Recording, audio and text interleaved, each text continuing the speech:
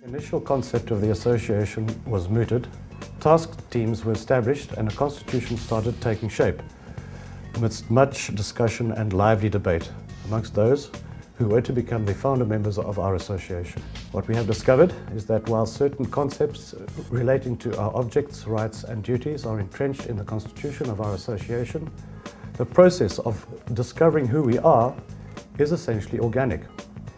We learn and redefine ourselves as we go along and as we adapt and grow around the challenges that confront us. As an example, I was tasked to find a fundraiser. We naively thought that these people out there just waiting to get money for organisations such as ours on a commission basis. I circulated a number of potential candidates and learned very quickly that to get funding is a very costly business and that you have to pay up front. Eventually I was able to sit down with one more philanthropically minded fundraiser who gave me a crash course.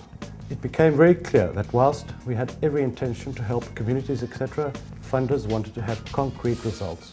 What I then did was to circulate as many NGOs we could find that may wish to partner us in a community outreach program.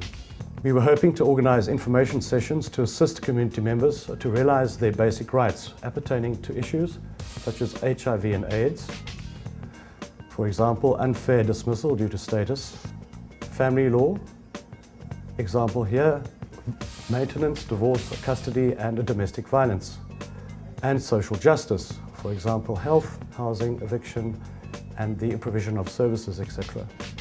We thought we would deal with these issues in the form of mini conferences with all stakeholders. This we hoped would achieve networking, knowledge sharing, collaboration, and sustainable long-term cooperative relationships amongst the different stakeholders. Sadly, the response was not overwhelming. What we did achieve, which I think has enabled us to make a vast difference, is a partnership with Learn with Echo, organised through the Centre for Adult Education at the University of KZN, where we have written a number of articles about subjects that would be of help to the general community, which are now being published on a weekly basis under our banner.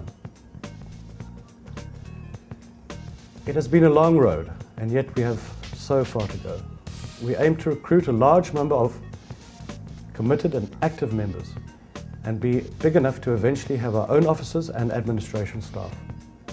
We hope that we will, one day, be able to offer bursaries and training. Ultimately, we want to grow ourselves as lawyers in the public sector and become relevant within the community. What I have learned is that you get far more out than you put in. You must just be prepared to give of yourself. Speaking of giving of ourselves, the background from which I come taught me that when your parents send you to school, the idea is not only to benefit or empower you and your family. The broader idea is that the village or community from which you come must also benefit from one's education, as well as the broader society.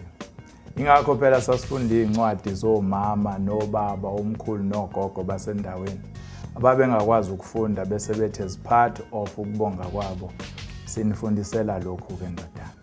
Now the problem nowadays is that when we advance academically, the distance between ourselves and the underprivileged community widens as a result of us settling in more affluent locations.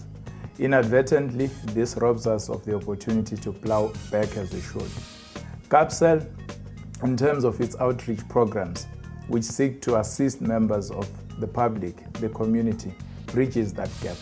It provides us with an opportunity to do social responsibility work outside of what we are employed to do as public servants. In the next 3 months, we'll be opening a Kapsl Law Clinic at Uganda Informal Settlement, Umlazi, where I grew up. The purpose of the law clinic would include assisting members of the Uganda community to access some of the social services that this government has to offer. This is one of the reasons why Kapsl resonates with me. But this is not all.